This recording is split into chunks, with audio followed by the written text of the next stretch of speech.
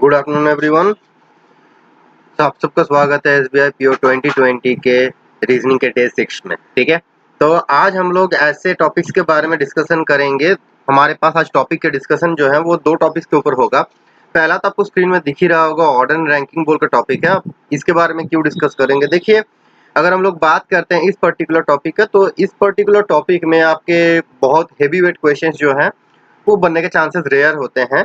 ठीक है, लेकिन अगर हम लोग बात करते हैं तो कुछ हैवीवेट क्वेश्चंस होते हैं प्री के एग्जाम्स में। जैसे हम लोग बात करते हैं, देखिए आपको यहाँ पे स्क्रीन में दिख ही रहा होगा कि position of a particular person from both side.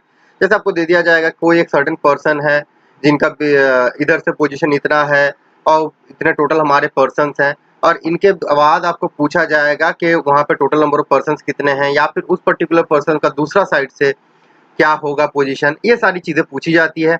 कई बार इंटरचेंज वाले सवाल आते हैं, हमने यहाँ पे उतना मेंशन नहीं किया, हम आपको बता देते हैं। इंटरचेंज वाले क्वेश्चंस आते हैं। इंटरचेंज वाले क्वेश्चंस मतलब दो लोग, एक का लेफ्ट ए और बी, एक का लेफ्ट से पोजीशन है 27, दूसरे का राइट से पोजीशन है 28। इन दोनों ने जब अपना पोजीशन इंटरचेंज किया तो लेफ्ट से इसका पोजीशन थोड़ा बढ़ गया या घट गया, राइट से इसका पोजीशन थोड़ा बढ़ गया व घट गया। लास्ट में हमको पूछा जाता है कि जो चेंज होने के बाद पहला एक पर्सन का दे दिया जाता है, दूसरा पर्सन, इनका पर्टिकुलर पोजीशन क्या होता है। ये टाइप के सवाल आते हैं। देखिए ये टाइप के जो सवाल होते हैं ना, इन सवालों के ऊपर हम अपना डायग्राम बना के इसको जल्दी से सॉल्व कर सकते हैं, तो उसके ऊपर डिस्कशन में नहीं जाते हैं। और एक सवाल होता है जहाँ पे हमारे पास डेटा अवेलेबल नहीं होता। What do you mean by data available नहीं होता? देखिए डेटा अवेलेबल नहीं होता, इस चीज का मतलब होता है कि ऑर्डर रैंकिंग जैसे क्वेश्चन दिमाग में आता है ना, तो बच्चों का ख्याल होता है कि हर क्वेश्चन का डायग्राम बनेगा। देखिए हर क्वेश्चन का डायग्राम बनता नहीं है। कुछ ऐसे क्वेश्चंस होते हैं जहां पे सिर्फ और सिर्फ डेटा के बेसिस में आपको सोल्यूशन करना पड़ता है। ठीक है, ऐसे क्वेश्चंस भी हमारे पास अवेलेबल होते हैं।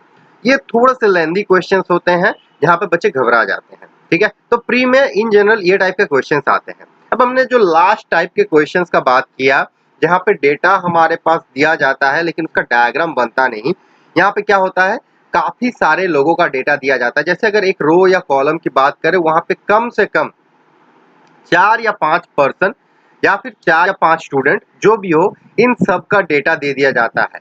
और वहाँ पे गर्ल्स, बॉयज, मेल, फीमेल सब चीज मिला के दे दिया जाता है। और अंत में वहाँ पे total number of boys, total number of girls, total number of person, ये सारी चीजें पूछी जाती है।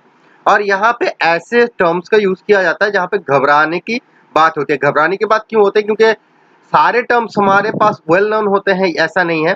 कुछ टर्म्स हमारे लिए नए होते हैं तो हम लोग घबरा जाते हैं, तो घबराने वाली कोई यहाँ पे बात नहीं है। अब देखिए यहाँ पे आपको जो दिख रहा है ना, puzzles based on order and ranking, ये हमारे मेन स्ट्रीम वाले पजल्स नहीं होते हैं। मेन स्ट्रीम वाले पजल्स मतलब जो हमारे ट्रिकी होते हैं, थोड़े ज्यादा होते हैं, वहाँ पे वो वाले पजल्स यहाँ पे आते नहीं है। यहाँ पे हमने जो अभी आपके पास बात की कि ढेर सारी आपको डेटा दी जाएगी और वहां से total number of person, boys, girls, male, female, ये डिसाइड करने होते हैं। ये टाइप के क्वेश्चंस को जब थोड़ा सा लेंदी बना के आपके सामने मेंस के एग्जाम में दे दिया जाता है, उसी को हम लोग पजल्स के फॉर्म में यहाँ पे देख लेते हैं। वैसे ऑर्डर रैंकिंग के ये जो क्वेश्चन है, ये बहुत ज्यादा आपके मेंस के एग्जाम में देखा गया, ऐसा नहीं है। एक या दो बार इसको देखा गया है, मैक्सिमम 2 से 3 क्वेश्चन इसमें से बनते हैं, तो इसमें इतने घबराने वाली कोई बात नहीं है। टॉपिक को किस लिए हमने टच किया, क्योंकि देखो प्री के एग्जाम में आपका ये टॉपिक जो है वो इम्पोर्टेंट है। ठीक है, आप लोग समझ ही रहे हो। तो ये था हमारे ऑर्डर रैंकिंग जो है ना, इस पर्टिकुलर टॉपिक के ऊपर डिस्कशन। ओके, और उसके बाद हम लोग बात करते हैं लॉजिकल रीजनिंग का। ठीक है, अब लॉजिकल रीजनिंग इसका टॉपिक का डिस्कशन क्यों करेंगे? देखिए इससे पहले भी हम लोगों ने लॉजिकल रीजनिंग के बारे में डे 1 में डिस्कस किया था, जहाँ पे टोटल सिलेबस के ऊपर हमने डिस्कस किया था। इसके ऊपर डिस्कशन इसलिए होगा क्योंकि ये जो है प्री के एग्जाम में आपका बिल्कुल भी नहीं आएगा। हाँ जी, बिल्कुल दिमाग में बिठा लो कि प्री के एग्जाम में आज तक का तो कोई भी पीओ लेवल का एग्जाम, चाहे वो एसबीआई का हो, चाहे वो आईबीपीएस का हो, चाहे वो बीओबी का हो, कोई भी एग्जाम में देखा नहीं गया है। ठीक है, इसीलिए सीधी सी बात कहते हैं, तो लॉजिकल रीजनिंग कहाँ पे आएगा? आपका आएगा मेंस के एग्जाम में। ठीक है, अब हमारे पास टॉपिक क्या क्या है?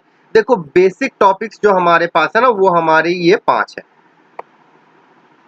ये हमारे बेसिक टॉपिक्स हैं, मतलब ज्यादा क्वेश्चन जो है ना इनसे ही बनते हैं आपके। क्या क्या टॉपिक्स है हमारे? Problem and course of action, statement assumption, cause and effect, statement conclusion, statement argument. ये हमारे 5 बेसिक टॉपिक्स हैं। ठीक है, ओके।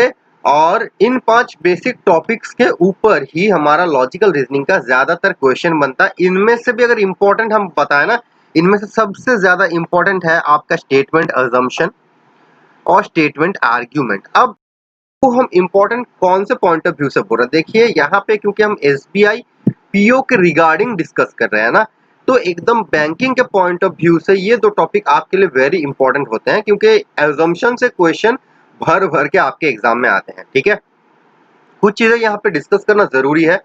देखो लॉजिकल रीजनिंग है, अगर बात करें तो मतलब हार्ड एंड फास्ट रूल बोल के कोई चीज एग्जिस्ट नहीं करता। रूल्स तो है लेकिन हार्ड एंड फास्ट रूल, जैसे पजल्स में हम लोग कहते हैं ना कोई भी रूल नहीं है, वैसे यहाँ पे भी है। कुछ बेसिक से चीज है जो हमें फॉलो अप करने पड़ते हैं, फिर भी कभी कभार गलत हो जाते हैं। हर बार आपका सही बनेगा ऐसा बात नहीं है। ठीक है, तो इसीलिए बच्चों को ना ये टॉपिक काफी टफ लगता है। और दूसरी बात है बच्चे ऐसा मतलब उनके पॉइंट ऑफ व्यू से, स्टूडेंट पॉइंट ऑफ व्यू से देखा जाए तो ये काफी बोरिंग टॉपिक होता है। अब बोरिंग टॉपिक होता है तो स्टूडेंट इसको प्रैक्टिस करना नहीं चाहते, लेकिन अगर बिना प्रैक्टिस के आप एग्जाम मेंस एग्जाम में देने जाओगे ना तो पक्का फंसने वाले हो, क्योंकि लॉजिकल रीजनिंग में आपको ढेर सारी जो है नॉलेज की जरूरत पड़ेगा। आपका आउटर नॉलेज भी होना जरूरी है। अब आप बोलोगे सर आपने इससे पहले कहा था कि स्टेटमेंट से रिलेटेड ही है, बाहर से दिमाग नहीं लगाना। दिमाग आपको नहीं लगाना है, लेकिन आउटर नॉलेज और दिमाग लगाने में डिफरेंस होता है।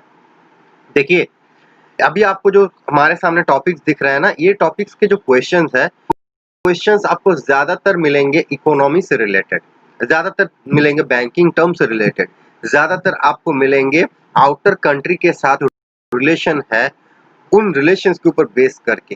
ठीक है, जैसे लास्ट ईयर का ही एक क्वेश्चन था, वहां पे क्रूड ऑयल को लेके काफी सारा डिस्कशन हुआ था कि क्रूड ऑयल जो है उसका दाम बढ़ रहा है इंटरनेशनल मार्केट में, इसके वजह से अरेबियन कंट्रीज जो है उनका इफेक्ट क्या हो रहा है, और उनके वजह से बाकी इंडियन मार्केट जो है वहां पे क्रूड ऑयल का दाम कितना होना चाहिए, या फिर बाकी जगह से हमारे कंट्री में क्रूड ऑयल जो है उसका दाम बढ़ क्यों रहा है।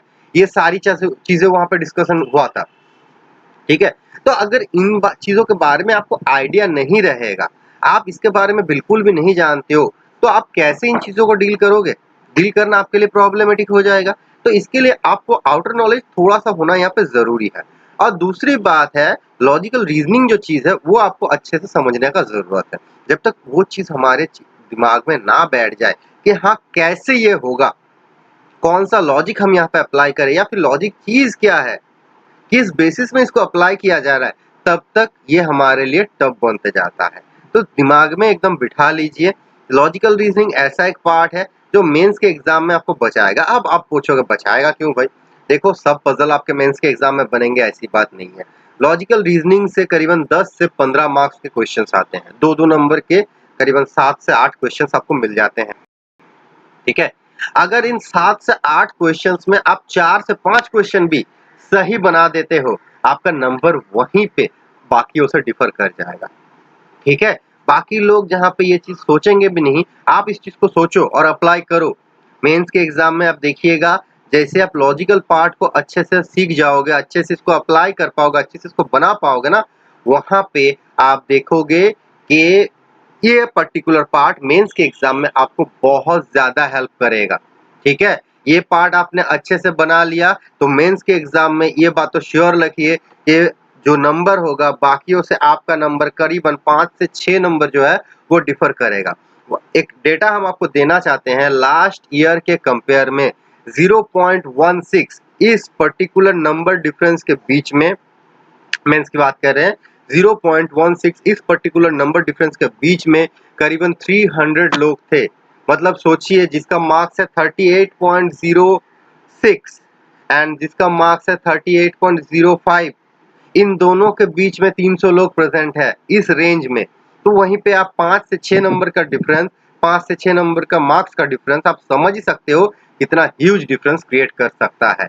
तो एक बात दिमाग में बैठा लीजिए, समझ लीजिए कि लॉजिकल रीजनिंग जो है वो मेंस के एग्जाम में आपके लिए बहुत इंपॉर्टेंट है और ये आपको करना है। कर ऐसा नहीं आप गलत करके मत आओ, अच्छे से सीखो, अप्लाई करो और देखना उसके बाद आपके क्वेश्चंस भी गलत नहीं होंगे, आप इसको आसानी से बना पाओगे। तो दोस्तों आज यहीं पे हम अपना टॉपिक डिस्कशन जो है खत्म करेंगे। एक्चुअली टॉपिक डिस्कशन नहीं है, हमने जस्ट टॉपिक के बारे में थोड़ा सा जान लिया। यहाँ पे किसी भी टॉपिक के बारे में हमने डिस्कस नहीं किया। यहाँ पे हमने आज दो चीजों को देखा, order ranking and logical reasoning. इनमें क्या करना पड़ता है, किस तरह के क्वेश्चंस आते हैं, इन चीजों के ऊपर हमने देख लिया। कहाँ कहाँ आते हैं, प्री के एग्जाम में, मेंस के एग्जाम में। और एक बात हम आपको बताना चाहेंगे, अगर किसी का लॉजिकल रीजनिंग पार्ट टफ अच्छा है, अगर बहुत अच्छा है, तो याद रखिए ये आपको इंटरव्यू एंड जीडी पार्ट में भी बहुत ज्यादा हेल्प करेगा। ठीक है, क्योंकि जब लॉजिकल रीजनिंग आपका स्ट्रांग होगा तब आप में अपने आप बात करने की क्षमता जो है वो बढ़ती जाएगी। आप सब चीजों को to the point and point of view जो आपका मेन है, उन चीजों से देखना चालू कर दोगे, उन चीजों से बताना चालू कर दोगे जो आपके लिए जीडी एंड इंटरव्यू इन दोनों जगहों पे बहुत ज्यादा इंपॉर्टेंट है।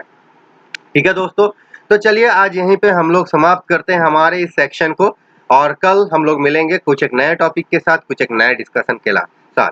तब तक के लिए धन्यवाद।